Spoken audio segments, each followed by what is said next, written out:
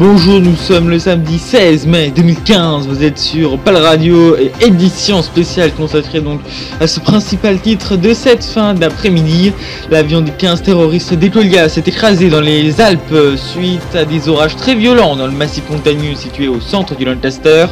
L'appareil de la justice lancasterienne qui emmenait les condamnés à mort au siège de la cour de justice de l'ONN a été frappé par la foudre en plein vol.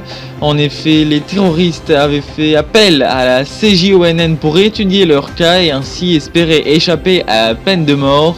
Ce sont donc 17 membres qui sont morts, les 15 extrémistes écologistes ainsi que les 2 pilotes de l'appareil. C'est donc une fin bien funeste qui leur a tout de même fait éviter la peine de mort, mais à quel prix ? La présidence polarienne a réagi, disant regretter que ces 15 personnes n'auront jamais eu leur recours qui aurait peut-être sauvé leur vie.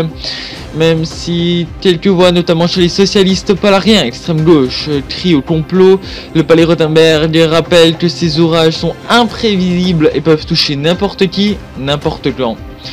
Malgré cette issue, si on peut appeler ça comme ça, le débat sur la peine de mort ne risque pas d'être terminé, même si on pouvait sortir une sorte d'apaisement entre les diplomates à cette annonce en fin d'après-midi.